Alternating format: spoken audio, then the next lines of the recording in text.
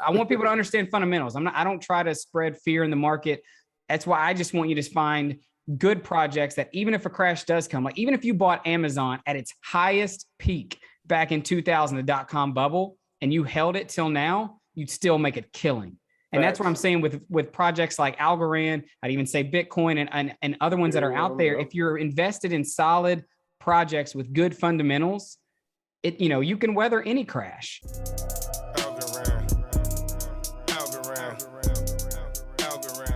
What's good, y'all? It's Seawill back at you with another podcast collaboration. We got a fellow Algonaut here. You want to say what's good, David? Hey, what's going on? Crypto for Change here. You know, my name is David. I say it every single time the video goes. Yep. So yeah, make sure y'all go check out Crypto for Change YouTube channel, dope channel. He's in the Algorand community. Follow him on Twitter, and we're all going to grow and blow up together. So today, we'd like to talk about first the Algorand ecosystem. We'll touch into Facebook and the metaverse, some SHIB. I want to do a little centralized banking talk. I love talking about the banks, and I use that for a reason to get people to go into crypto. So I attack banks. And crypto and mass adoption, I would like to touch on that subject. A lot of updates is happening. Oh yeah, I mean, it's blowing up every month, every week. I mean, every day there's something dropping, literally. Crazy. Algorand ecosystem. So I saw something on Twitter as well. I don't know who, someone tagged me, but I hear you made a video. Can you talk about the Love Chain? Yeah. Yeah. So yeah, Love Chain was actually pretty cool. I actually started doing a little bit of research after I found out some of the projects like Opulous and Yieldly, and I was like, man, what's some other cool stuff? Because you always wonder, like, what's the next TikTok? Like, what's the next social media platform that's just going to take the world by storm? Everyone's going to be using it. So I started kind of down that rabbit hole. And then literally the first thing that popped up was there was something being built on Algorand, a social media platform. And I was like, hold up.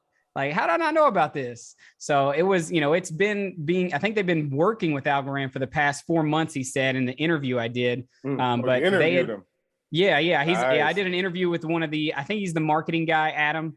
And then I also just did a breakdown of their white paper on my YouTube channel. So kind of that one goes in more depth. I read that last night.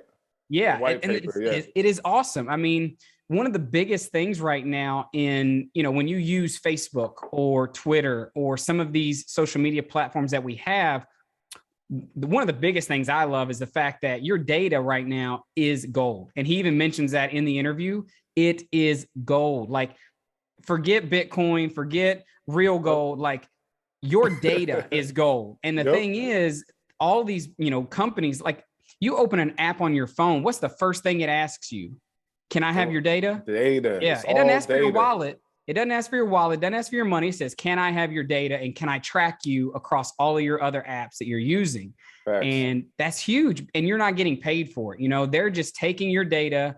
They're watching what you click on. They're listening, Alexa, Siri, whatever it is. They got their ears open. They're listening to what you're talking about. And then they use that data to market you to either it's their product, someone else's, a bank's, it's anything. And the Love Chain is going to pay you for your data. So you're going to be paid in that Lover token, LOVR, on the application. If you want to, you also have the choice not to. But if you do, you'll be able to earn that. And you can also spend that Lover token in the app. I heard that and I was like, that's amazing first. It's a full circle ecosystem. Exactly. But then you get into the whole, your Facebook, especially Facebook right now, we'll get to Facebook. Right. It's just a cesspool, some point of just like bots. You don't know who's real.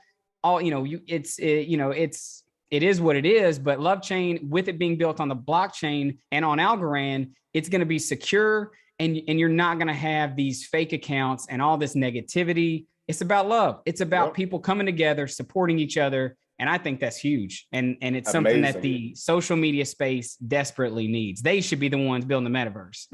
Man, real talk, because reading the white paper, for one, I was reading it as like an entrepreneur. I was like, damn, if I ever create something like crypto based, I'm going to study that white paper. Yeah. The white paper had every detail of the marketing, like micro influencers. We're a micro influencer. So they're looking for people like us to connect based on our reach to our audiences, how we can break down these concepts and people have trust there. I thought that part was just amazing. Exactly. And like you said, the love token, marketplaces on there.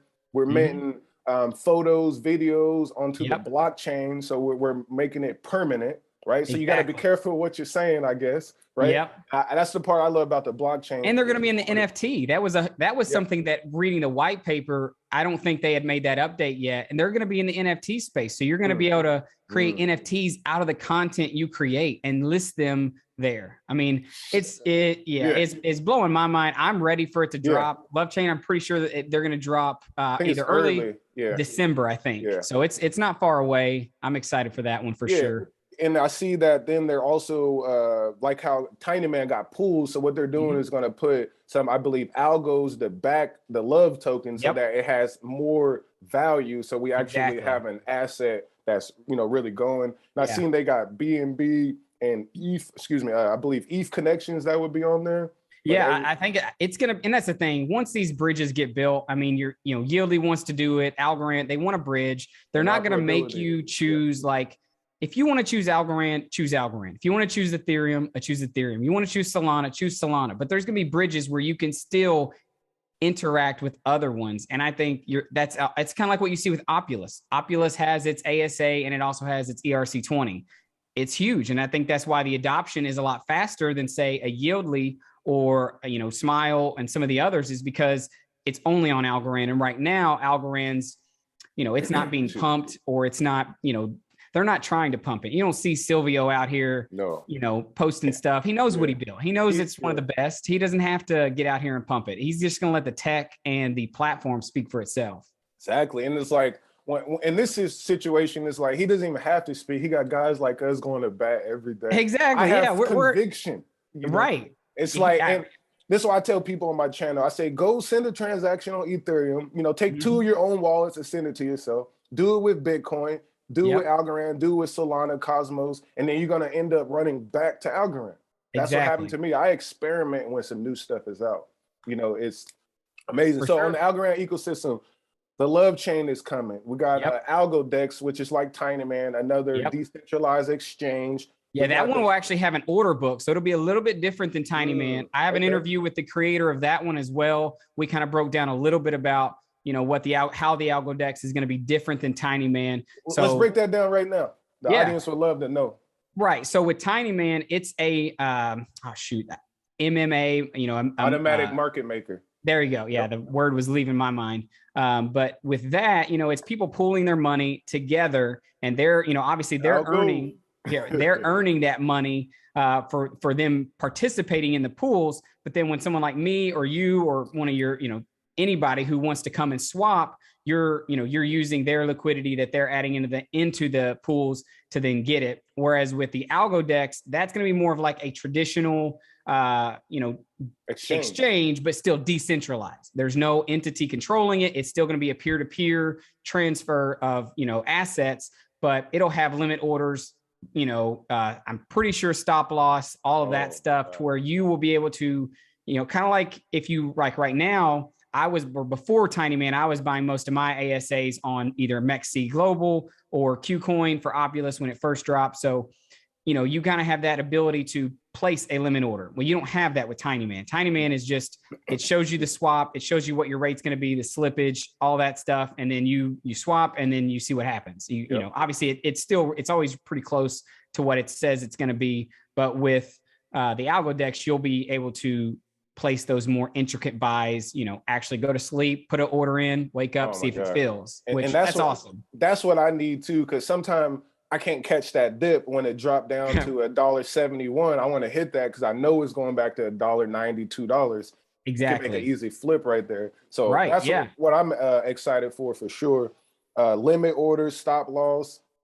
That reminds me of more of why I like Robinhood, because when I was trading stocks on there, I like to put my trailing stop loss so I can collect that profit. So we need that for Algorand, and I would definitely swing trade. Except Robinhood, except there ain't going to be no centralized entity like Robinhood, halting trading. Yeah. So Citadel own Robinhood. So that's another conversation. Don't get me started on that. So Algo. So again, anything else popping in the Algo ecosystem before we move over it real quick? Obviously you got Opulous popping. That's one I'm following. I've been telling all my, most of my subscribers, be looking out on it, find ways to stake it, earn that passive income, follow them, on Twitter, however you want to. And they're already starting to drop their, or getting ready to drop their copyright backed NFTs. So you can actually already start investing in those artists, Lil Pump, Soulja Boy. You know what? Let me cut in real, because I got beef though also with Opulous. I'm an artist as well. Yeah. And I know to be early, you got to get your Soulja Boys. You got to have Soulja Boy on there. He's always early on everything. So shout out to Soulja Boy. He never missed.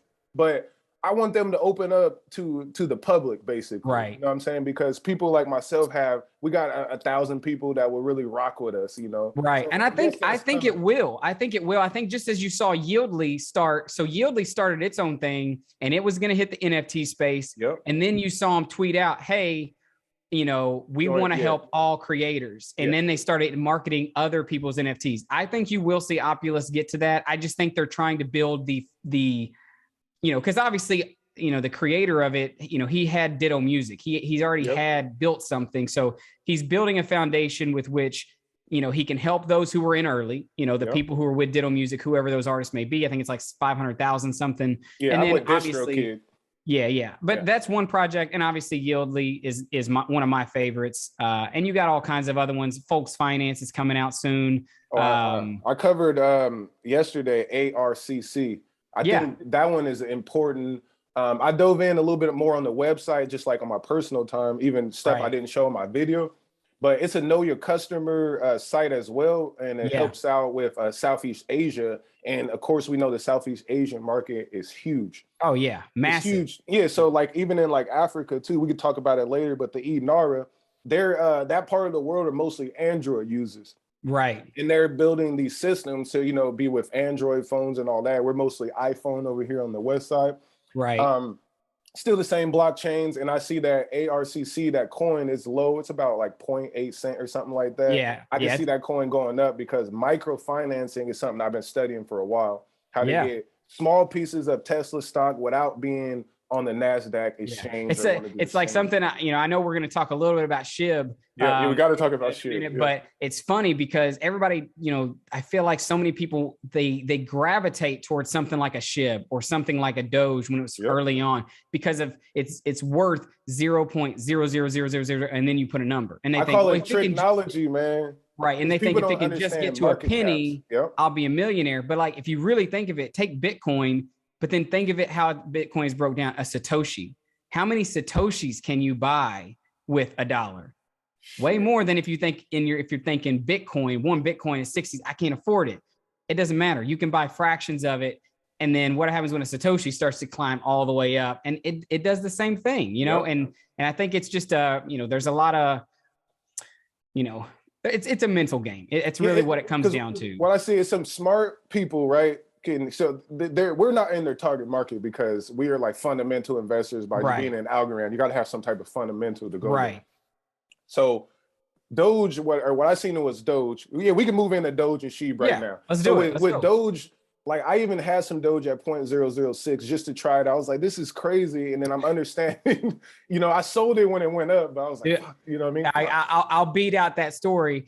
I bought it last November. I didn't even know what it was. Like I'll throw $1,000 at it. I had over 500,000 Doge coins before Elon Musk's tweet, before his tweet. So you'd have been a Doge millionaire. I could have been, but I obviously sold when it started to pump just a little bit. I sold, took my little profit. And then obviously not even 2 weeks later, or maybe a month later, a month and a half was the Saturday Night Live scale. Whereas if I would have held that, I'd have had over 300 grand. Yeah, it went up to 70 cents. And that, so what I see, which genius marketing, right? I went on this fucking long binge the other night on Coin Market Cap, and they got these coins that are like, 1,000% of 2,000. I was like, what is going on?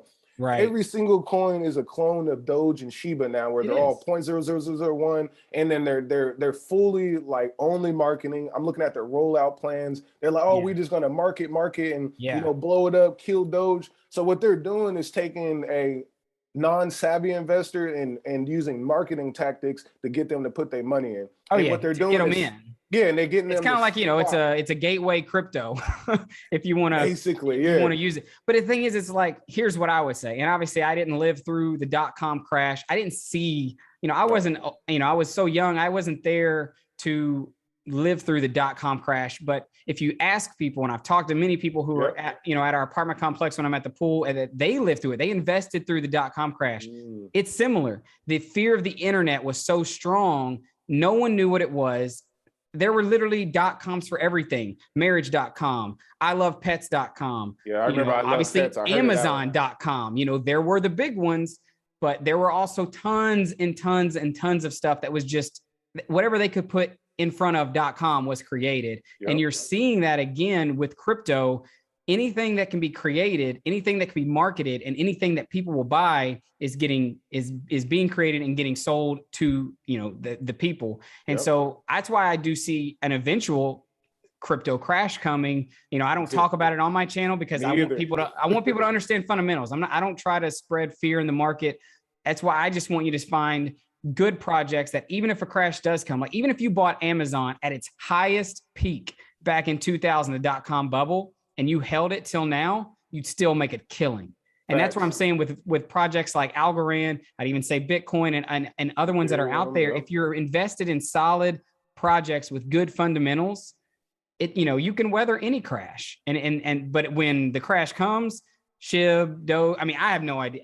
It's, I don't even try to make those, guesses on who's going to make it and who's not. I just don't want to have that much risk. I have a little Doge still, tiny amount. If it runs to $1, I'm selling, I'm gone, and it's all going to Algorand. Because that's where I'm at too. It's like, where are we at? So April of this year, between February, April, we're at all-time highs for just about every crypto. Of course, I wasn't selling. I believe I'm a long-term investor. Right. But I'm waiting. Then at one point after that crash, my portfolio was down about 25%, 30%. Right. I was like, woo. And, of course, I bought more and I stayed down. Now I'm up 60, 70%. Exactly. And that's the game what I try to teach people on my channel, which my first experience came with XRP. Right. I bought XRP last winter at like 50 cents. I was like, fine, I'm about to go in. I bought a whole bunch and it crashed down to 17 cents. I almost lost my shit. That was when I was more newer. I was like, oh my God, I just lost 2/3 of my value. But I stayed down. I waited. Now my XRP is double. I never buy any more because, the SEC case. But when I did buy, it doubled. And I can see it only doubling and tripled from there. So it is about, I always make sure, talk to people at long-term investing. And if you got a short-term play like SHIB or Doge, do it, but be ready to sell it and take profits, though. That's the big mistake that people I had a guy here who's at my apartment complex. Obviously, he pretty much, I hang out with him almost every Thursday, help him go through, get stuff if he's looking to get it, because he's older. He doesn't really understand all the technicals of how to stake, and he's learning. But, he had SHIB. He put like 1,100 in it. I was calling him crazy. It ran up to like 5,000-7,000. And like yesterday, I was like, dude, you better take some of that profit. And let's you don't have to put it in cash, take it and let's roll it into, you can put some into some other things. He put some YALL, he got some Algorand, he got some Opulous, but then he's like, but then a little bit of the extra, he bought another one of these crazy coins and he's already up another 100%. So that's how crazy the market is right now. People are out here, have no idea what is going on, and they're making money. And so you have to be careful. And that's why I try to teach people dollar cost averaging into fundamentally good cryptos. Find something you can get behind, something you understand, and that actually has a team or a purpose behind it.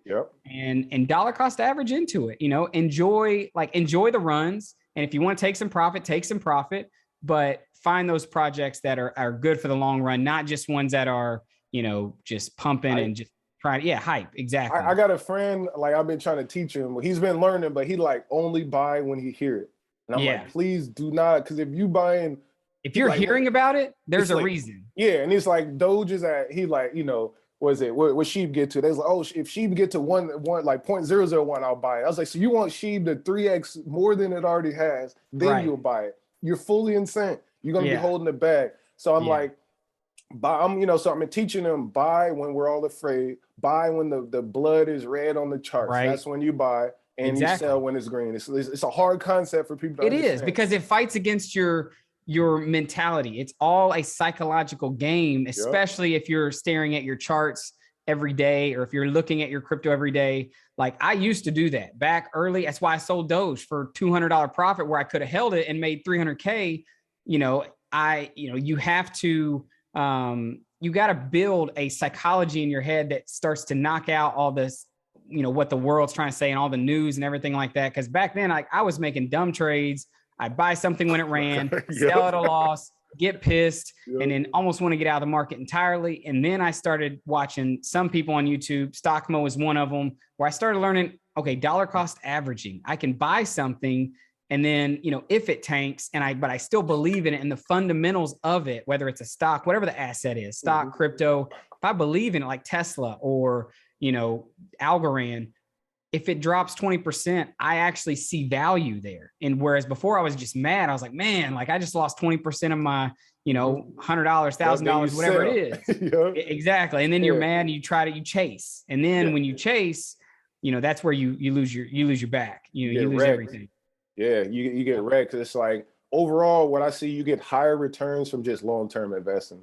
Exactly. Oh, for sure. At the end of the day, it's improving. If you even if you want to make the case that you're a day trader and you make money, let's really take a look at your capital gains. Let's take a look at your fees at the end of the year, and let's really see how much you're going to make over me. Yeah, a long-term investor. Yeah, exactly. Because when you long-term investing, we're not worried about capital gains. We're not worried about none of that. And then especially with crypto, it's amazing. Like I explained to people, I'm like, it's like imagine your house just produces little houses for you weekly, daily, yearly, and that's what crypto is. Yeah. And then they grow up and become grown houses. So it's like there's nothing. I like that analogy. And it's like, it's nothing better than that.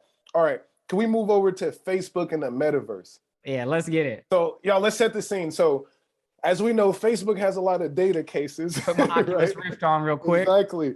Facebook, for one, shut down a few weeks ago. Yeah. People don't know. It's with Instagram and WhatsApp, which I think are all owned by Facebook. Yep. So, Facebook, the conglomerate, owns Oculus, as you just said. Yep. They own Instagram. They own WhatsApp. And I might be missing something else, right? So, they're a titan in this game. So they're centralized and they have a lot of data scandals. They're stealing our data. Oh, yeah. Isn't it funny? They all went down. I mean, they all went down. It's all, so they're selling our data. They got whistleblowers right now. Yeah. And then what he do? He rebrands. Exactly. just like anyone would do to get, to make people think, oh, it's not Facebook anymore. It's not Facebook. It's the meta. And I think it's going to change. Johnson just did this too, but go ahead. Yeah, I think it's going to change. I think December 1st or is it November 1st that the ticker's changing? I think it's soon. Yeah, I think it's real soon. But I've obviously some of my videos I've talked about Decentraland, which is a crypto. The ticker for that's MANA, and obviously there, like you'll be able to buy using that. You'll be able to buy digital land in the metaverse. Like just think of that. Like okay, like I don't even like when I tell this to people. Like it's that meme, like the girl like staring at her mom and her mom's like just like in the bed, like just like I have no idea what you're freaking saying. Like that's how it gets when I start talking to people about the metaverse. Because I'm like, imagine like you're in the metaverse, so you put your Oculus Rift on. I don't even know if it's gonna have that little treadmill thing you walk on. I hope it does. It's coming. I want it. But yeah, you're walking around. Say I want to be Iron Man, or say I want to be a lizard or a I don't even know, whatever skin avatar you want to be, you can be that. And then you're walking around and you want to go shopping in the metaverse. You will be able to do that. Yep. You will be able to see digital physical stores that you'll be able to walk into. You could it's crazy. Think about art gallery. Think of the NFT scene. Think about art galleries right now. People literally walk into art galleries to buy art. You will be able to walk into digital art rooms that are showing NFTs. Like that stuff isn't even, that's not even really being talked about. But like, if you build the metaverse, that's what's gonna it's gonna be. Let's break this down a little bit deeper with the audience. So metaverse, meta is just a word that means beyond, right? Yeah. So metaverse is we're beyond our verse that we're in, our universe, right? So we're in the digital world. It's a new digital world. And then it's a shared digital world. So every time I walk in, as you were saying, I can go back to that same art store. It'll be on that same block in the digital world every single time. And if someone owns that studio, they can charge tickets and access. There's so many things that can happen. You have a concert. You could have a exactly. concert. I'm about to be in a concert soon. Yeah. Like in the metaverse, right? Yeah. And they have I think they actually did it. Decentraland had a party and they had like there's more things happening. People in the Exactly. algo community are starting to do it. People reaching out. They're doing I forgot what the app is called, but they're doing freestyle battles and shit in the metaverse. Someone built a stage. I just went and toured it the other day, which is like what? Right. Never left the house.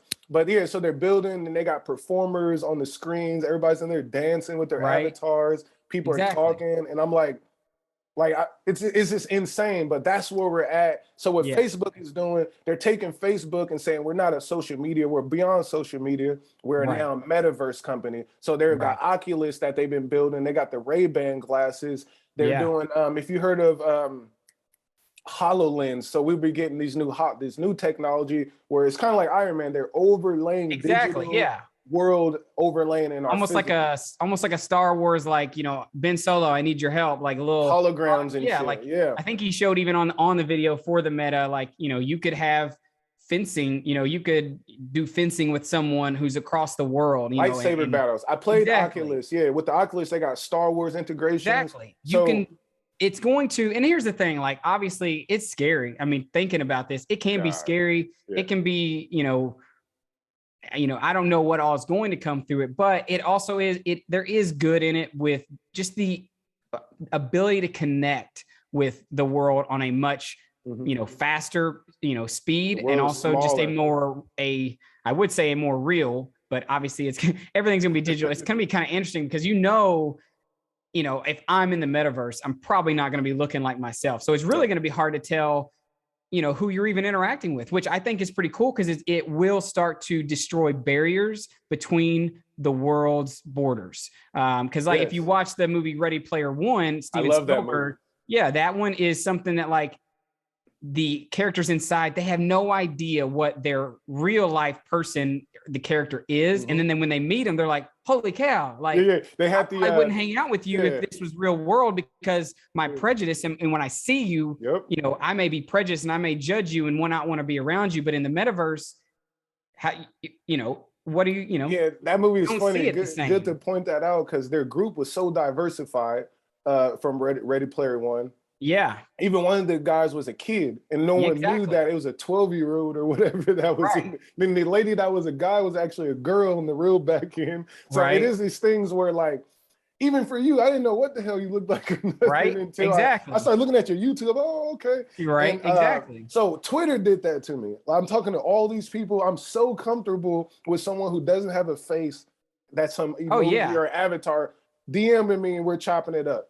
Right. Most profile pictures now are NFTs. I mean, if they're in the crypto community, I mean, even Silvio Macaulay changed his. I have my profile picture as one of the Algo Sayans. It's actually in the light. It's made in that. You should get on Algo Sayans. It's made in the likeness of Seb Quinn, who's one of the creators of Yieldly. But, you know, Sean Ford bought one of the Algo Sayans and made it his profile picture. Silvio Macaulay bought one, made it his profile picture.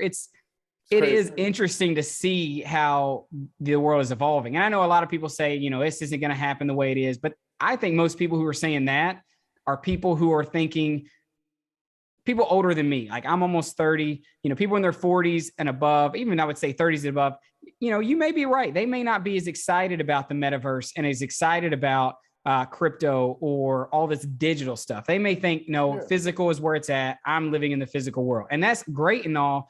But guess what? Our parents didn't like smartphones. But what did we like? Yeah, exactly. We loved our smartphones. They didn't like video games. What did we like? We liked our video games. So I'm 32. You 29?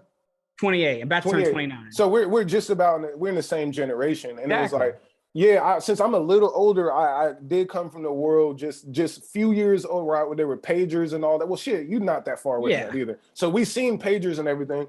But when I was in elementary school, the MacBook dropped, where we had those colored MacBooks playing. Yep. Yeah, and then from there, it kept advancing. And like when you were talking about the dot-com boom, I remember watching Dexter's Laboratory, cartoon. Network. You know what I'm saying? But so we are that generation, and now we're grown, and we're not going back. You got to think of like, if I have kids, if you have kids, I don't know if you have any kids yet.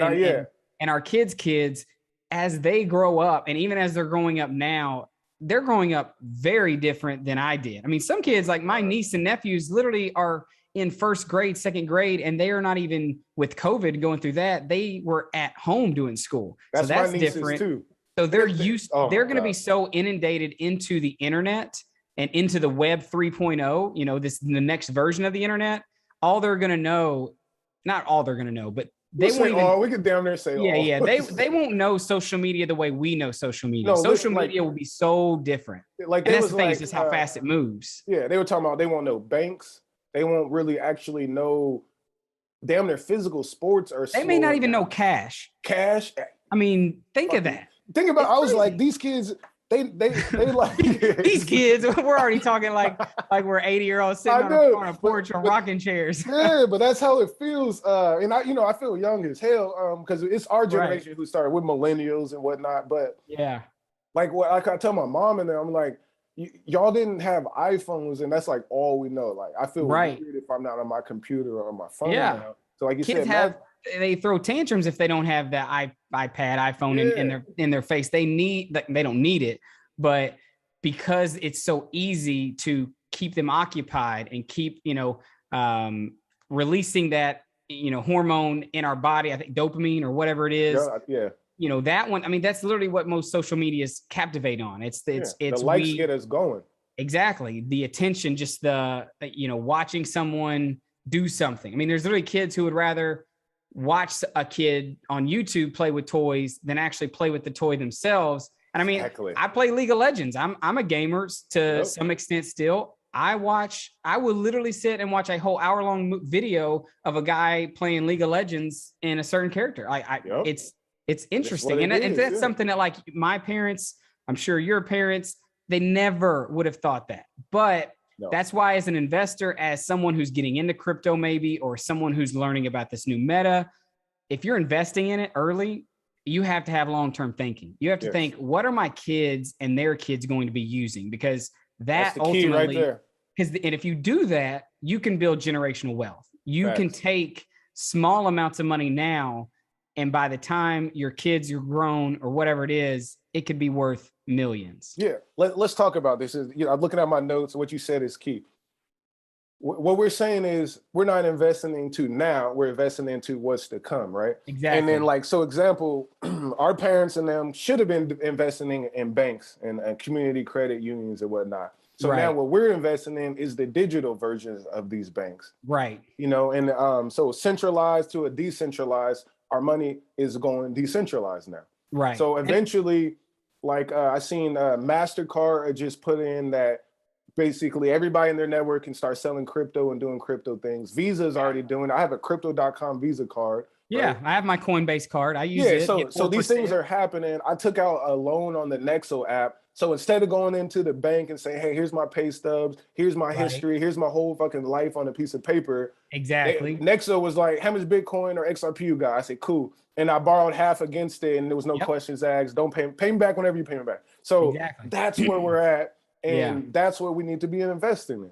And for us coming from my history, I mean, I worked at a credit union for 6 years. Well, almost 7 if you include both of them. I was working for a mortgage company for about 8 months. But I did loans. I did everything in the finance world, centralized. And another side that, you may not touched on there, but when it comes to the ease of being approved and knowing that you're approved, like if I go in and I have the collateral, if I qualify for the loan, it's on a smart contract. It's going to tell me you're approved. Boom. It's going to give me the money I need. And obviously I can pay it back as, whatever the platform that I'm buying it on structures it to be paid back as. And there are certain, you can get really far depth in detail, but just staying on a surface level, I can't tell you how many times someone would call me. I'm in my cubicle, taking a loan application, whatever it may be. I take all their information. Like you said, you give them your whole life story, everything. And then they may need, the underwriters, the people who are going to review it, they may need additional documentation. So then I got to call you back and get even more stuff. But even when I would send those over, and this is just where it gets to the evils of banking. When I would send those things over, I already knew some people were going to get denied before I even sent it. And it wasn't because they didn't qualify. It was because their zip code. It was because I was going to bring that up. Yeah, it was because and as much as we think we've moved past redlining and racial profiling in banking. We haven't. Like, I will say the credit union I worked for was doing some amazing things that I don't think many banks would do.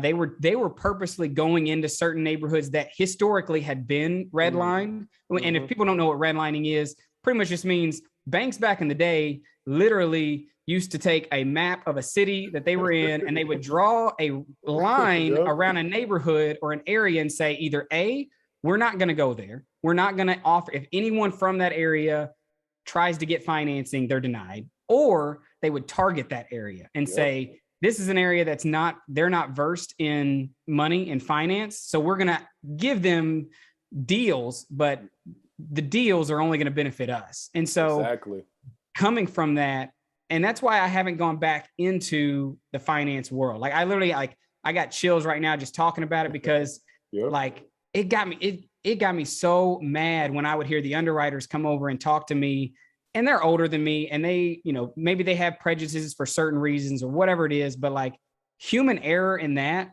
would make me so frustrated because it's like, these are humans. They're not, these are people that live in our community that if you live next door to them and they ask for a loan, you'd have a whole different perspective. But just because you don't know them, you treat them different based on whatever factor it is. And when you take a crypto blockchain like Algorand and stuff like Folks Finance being built on it, the one you used that you said you were able to get the loan, it is a smart contract. You put in the information, and if you have the collateral for the loan, approved. Doesn't matter if you're black, white, Asian, Korean. It doesn't matter. It doesn't matter where you live. If you're approved, you're approved. And I think that's why I got behind it. When I saw that, I was like, I got to get out here, create a YouTube channel that's not about pump. I'm not about hype. I mean, there are tons of coins that I'm hyped about, but like, I want people to understand fundamentals. And then because with a centralized bank, you take your money there, you give them your money, they're lending it out. They're making money off you every single day. Let's talk about that, because what people understand, they take this money, and most credit cards would be like a 15% APY or profit that they're making, but they're paying us 0.006. Exactly. And it's been proven. Because they're not paying us. They're paying their shareholders. Exactly. That's who they're paying. Exactly. Yeah, we don't get any benefit. And even as a retail investor, we didn't get in early enough as these corporate shareholders got in, the ones that's making the rules on the board. Like we talk about, they say you can vote when you're a shareholder, you're voting on nothing. You're voting on nothing. When you're voting as an Algorand governor, you actually voting on something that matters. Like, your vote counts to change the future of where it can go. Yes. And you can, and obviously with its whole pure proof of stake, we won't get into all that, but if you go to the Algorand Foundation's website and you read a little bit about that, it's way better than what Ethereum is even trying to build to, what Bitcoin is at, because it really is decentralized. It doesn't leave like most centralized banks. Even Bitcoin, I think, is pretty much controlled by 2 mining pools. Ethereum is controlled by about 3. That's not decentralized. That's centralized. Ethereum 2.0 is so bad that you need, I think it was like, you have to have a 35. 32 ETH. 32. That's like over $100,000. $100,000 right now. A validator. And then once that price doubles, you need $250,000 to. Again, and even if you want to, and people will say, well, you can just pool with somebody else. Well, then A, you're splitting rewards, and B, you have to trust that the person who's running that pool doesn't do anything to, pretty much foul play, as they say. Or go offline, or so then they slash rewards. It's just chaos for a slow ass blockchain. Yeah. Oh, yeah. And high expensive. Yeah, I sent some USDC forking. Myself. 40 minutes later, I'm nervous. Like, where's my money at? Exactly. And that's why it blows my mind that so many people are running from the centralized bank to Ethereum. Like, you're running from. Might as well stay at the bank. You're paying less fees at the bank. The fees at the bank are cheaper than Ethereum right now. And they're faster. Exactly. So to me, it doesn't make sense. And that's why, I'm excited that there's guys like you, me, teaching things that are out here, not just Algorand. Algorand's amazing. I talk about passive income, but Algorand happened, because my channel is Passive Income Network. And the goal is to find people like you and vice versa that can go on. And so they don't hear me talking about it every day. These are experts. I call you an expert. There's experts around the world that are tapping in, and we're talking about the same thing.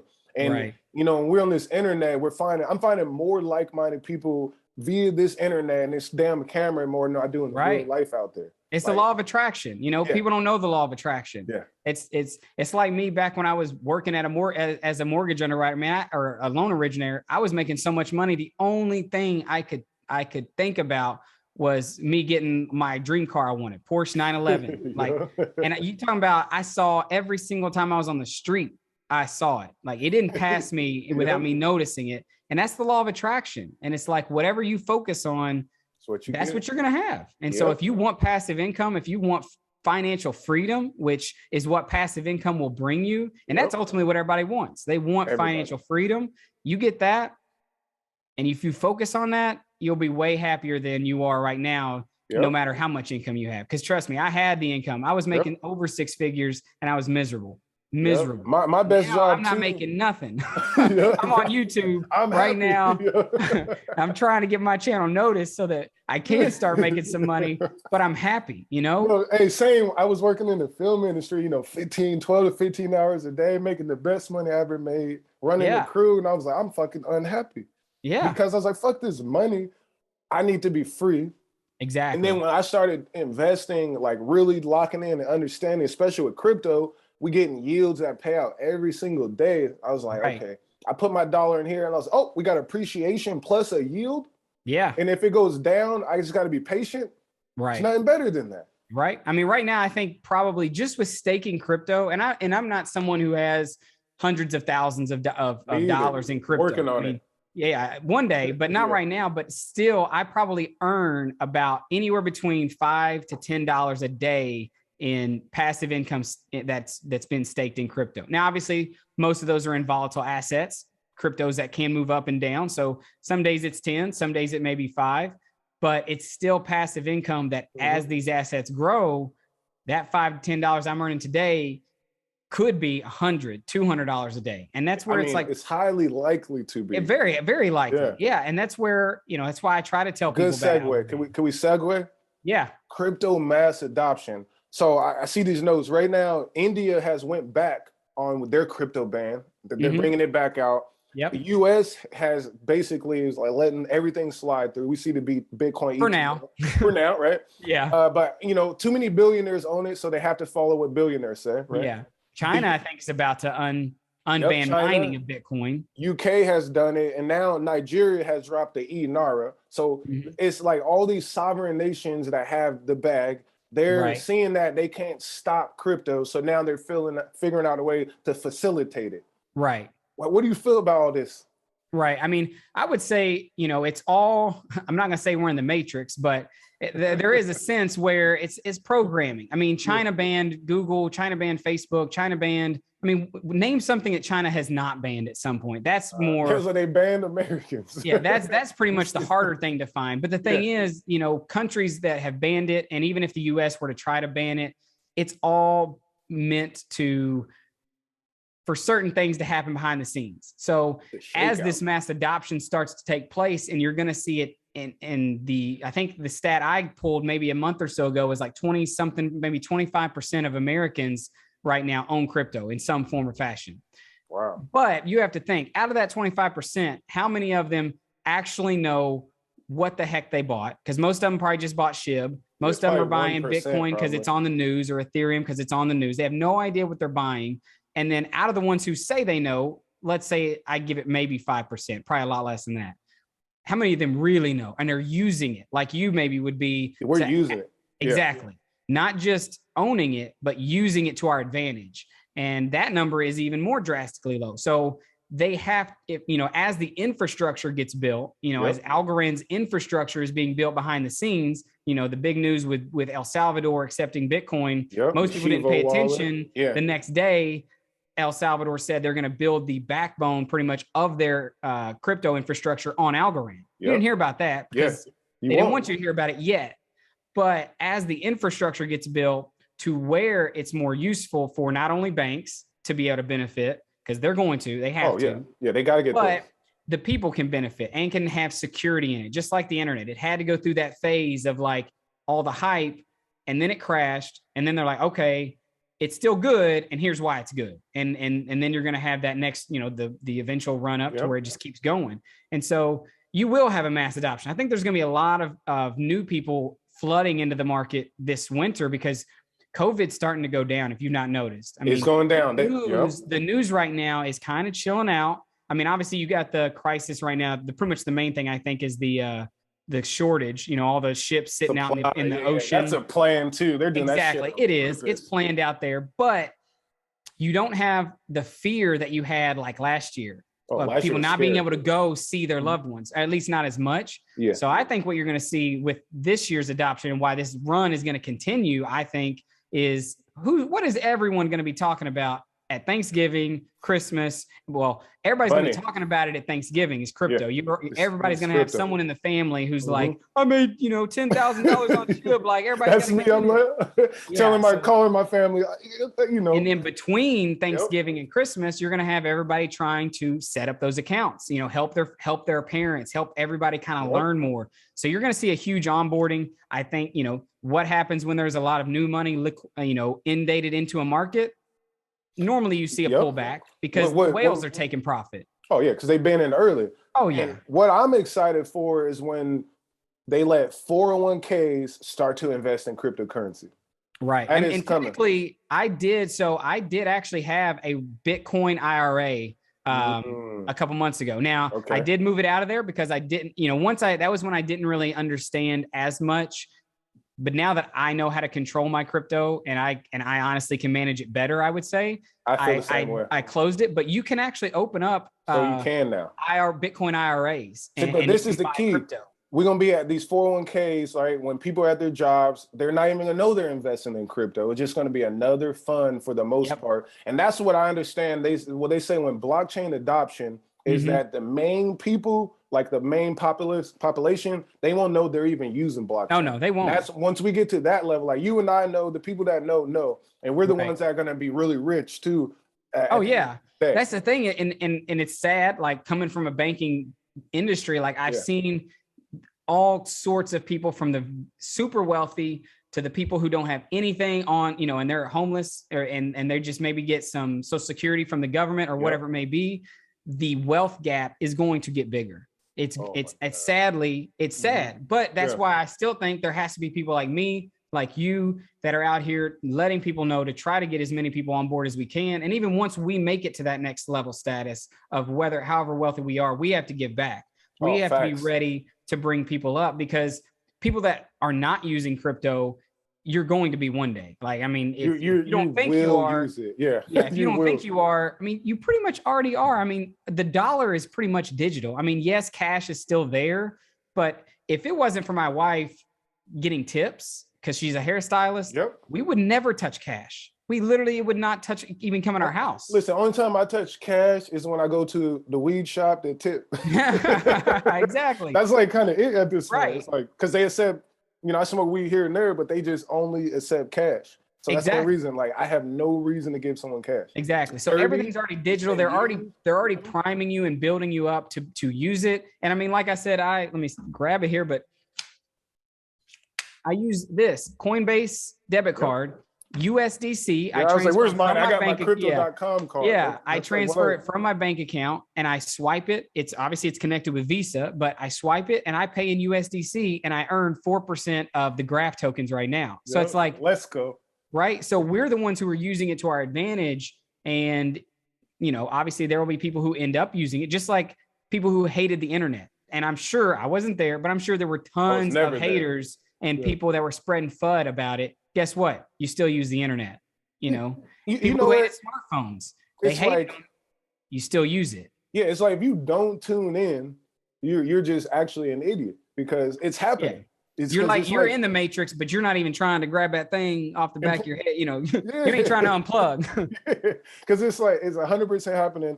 And again, like for us here, you're in Florida, I'm in Oregon. We're talking in different time zones. Our mind is on cryptocurrency. We're making passive income. There's nothing better than that. Like eventually, we're gonna escape this fully system. I'm gonna be in the woods somewhere with solar, right? Connected to Starlink, trading crypto, talking on YouTube, and no one's seen me in years. Yeah, that's literally. what's happening. I mean, Exactly. I mean, and even as that happens, and you know, Musk built his Starlink system, and I mean, they want to get the internet everywhere because I mean, there's actually a TED talk of Charles Hoskinson, which is the creator of Cardano, co-creator of Ethereum back in the day, but I think it's like based in 2016. He talks about, you know, the unbanked right now, or at that time in 2016, I think he said the banked is like represents 3 billion people in the world, and the unbanked is 4 billion. Yeah. So you know what, shit, the internet is not even mature yet. People don't understand. No. We still have 3/4 all crypto of the world is just an advancement of the internet. It's just it's the web 3.0. And that's where, you know, if you want to, you know, don't get too scared when you read about the web 3.0, but it's just going to be more connected, faster, more secure, which it needs to be. Yep, and it's going to make many people wealthy. I mean, you're already seeing it. You see kids in California and New York and big cities driving Lamborghinis, and you ask them, you know, that guy runs up to them, what do you do for a living? And they're like, oh, I trade crypto on a daily basis. And you're like, hey, I'm not gonna put my numbers out there either, but honestly, I didn't have no money until crypto. Yeah. To keep it 100, I'm like, you know, so it's like, I turned a little bit of money that I had from working and was over, now it's way bigger. And then my foresight is like, shit, I can double up this and triple this. Exactly. You know, if you have that long-term thinking of 5, 10, 15 years, it's huge. I'll say this too. There was a quick article that I read that pretty much said, like, people who they did a survey and they took someone, they said, all right, I want you to picture yourself right now. Hooked all the wires up their head and like, you know, tracking all the brain activity. Said, think about yourself right now, what you're going to do right when you leave here. Brain was firing up. You know, they're picturing them walking out, you know, going, doing whatever. They said, all right, now I want you to picture what a stranger's doing today. Like someone you don't know. Yeah. Brain pretty much activity is dead. Like they could not imagine someone they didn't know. And then, or they even said, like, think of someone in your dreams or something like that. And then they said, all right, now I want you to picture your future self. What's your future self doing 10 years from now? The brain activity was the same as when they were envisioning a stranger than when they were envisioning themselves. Wow. And what that says, and that's the reason why most people don't invest in the future. They actually we don't see ourselves as, you know, we can't relate to our future self. That's crazy. And that's why my brain activity in the future will be like triple what it is right now, because I'm a futurist. Yeah. You know, but that's people who are actively thinking and who can invest. But the people who can't invest, it tends to be because they don't associate with their future self. It's hard to. Facts. That's a good point out, because like when I was 21, right, I came up on some money. I was in a car accident. And then I was running around talking to any and everybody I knew. What could I do with this money? Yeah. They said, invest. And I was like, what the fuck does that mean? They told me nothing, right? Right. Buy a house, buy some real. I was like, what is this even? I'm 21. So I didn't figure it out. So over the years, that's what I've been doing, trying to study and figure it out. And then I thank my younger self because he made me here today. Right. And then now, like we said, this future thing, now I'm planning the 40-year-old version of myself as a master at this, right? Right. So, and it may not even be crypto, man. Exactly. It could be anything. So much bigger. I didn't know what crypto was. Yeah. Algorand could literally go away tomorrow. Now, obviously, I don't think that's going to happen. It's going to be something. It could. And guess what? People like you, people like me, will be fine. We'll figure it out. We'll find, it's just like Facebook. Facebook could be gone tomorrow. Guess what? It's about to MySpace be Meta. Meta's exactly. But yeah, so I'm just saying, like, what people got to understand, audience, if y'all listening, please protect yourself in the future. You know what I mean? And the best way to do that is investing in assets long term. I wrote this quote down before getting on here. It's a song I was listening to by NF. He's a rapper. I know NF. Yep. Yeah, but it's one of his, when I grow up, he said, I could go to college, get in debt like everybody else, graduate and probably get a job that doesn't pay the bills. That'll make a lot of sense to me. Forget the Happy Meals. I don't like the dollar menu. I would rather make a meal. Huh? Make a meal? Nah, I said make a meal. Home cooking, get the grill, how you want it, pretty well. I mean, well said. Listen, there is so much out here, especially right now in the crypto and in the NFT and all this stuff. You don't have to do what the world is trying to teach you to. You can get out there, you can take control of your future, and you can create the life you want as long as you're willing to put in the time, effort, energy, whatever it may be. You know, boom, ball, exactly. Drop mic, yeah. Mic drop right there. 100%, man, 100%. And we out here, you know. I would say, like, just watch, for y'all out here, watch YouTubers like us. We're regular guys. I'm a regular guy. I was, you know, went to school, college, when I was 18, they made me sign this fucking loan, right? Yep. To go to school. I didn't know what a subsidized or unsubsidized means. I didn't No, know what an APY was. I didn't know what none of that meant, and they made me sign it. But now, as we're in the future, I'm telling y'all, don't go to school. Go to 1,000 hours of YouTube. I learned more from YouTube than I learned from college. Exactly. Period. And it was like same my journey too. I was with crypto. I was like, well, let me Google. Yeah. Who am I running into? I was talking to a guy at the AT&T store who he was about to subscribe to my channel, and he said his son, who's like 7 years old or maybe 10 years old, had a YouTube channel and was just posting some videos, and the dad was like throwing it off like, you know, he's just doing something dumb and he's just having, you know, whatever he's doing. I'm like, no, don't stop it. Don't squash that. Yeah, don't squash that creativity. Encourage that. I was like, what's his YouTube channel? I'm gonna go follow him right now, and every time he posts, I'm gonna make a comment. I'm gonna like, because we got to be there to help people grow. Like we have to care about everybody else, because the people at the top, they don't care.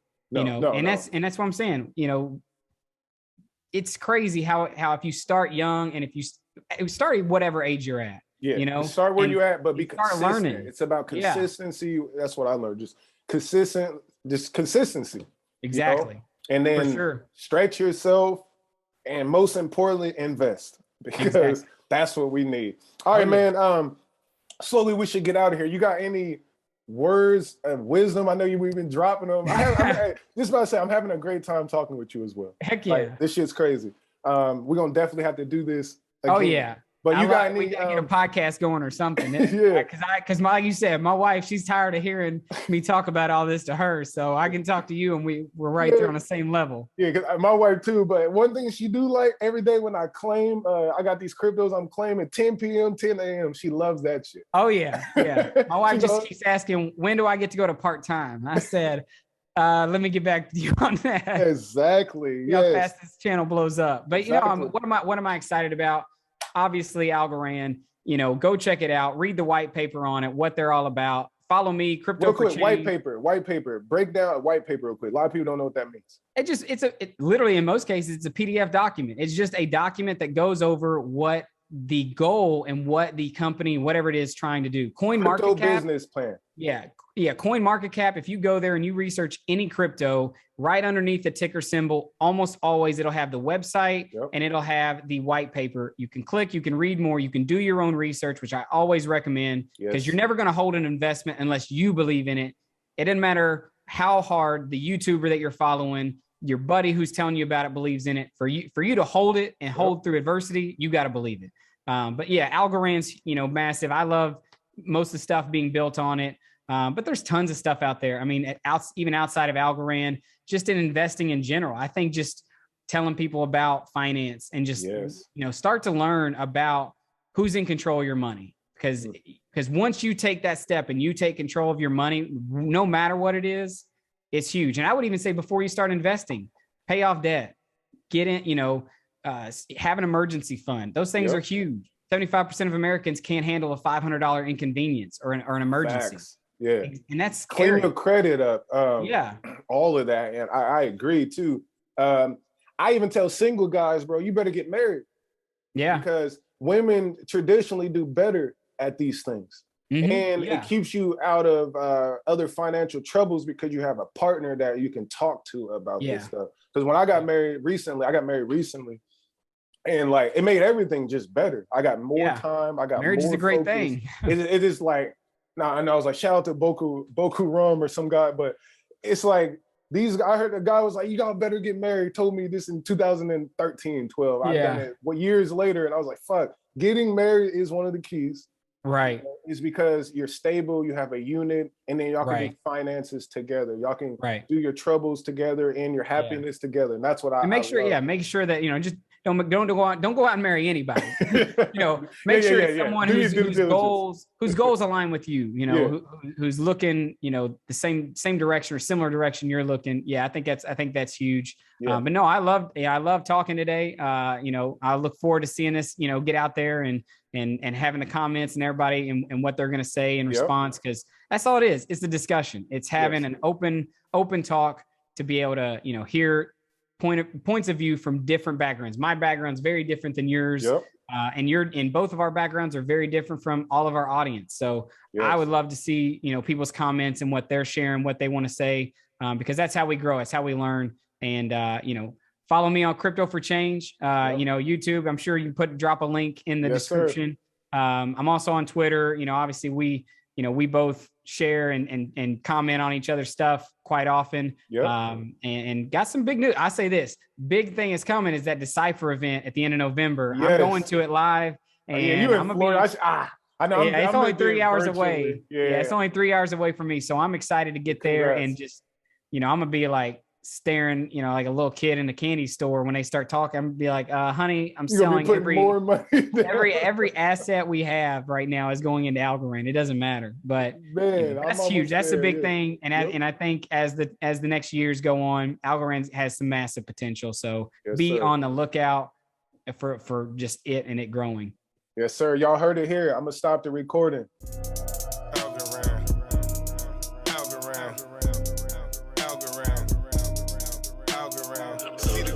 A digital face, 2021 fiat replace. Had to have it. Bank account by Algorand, large amounts.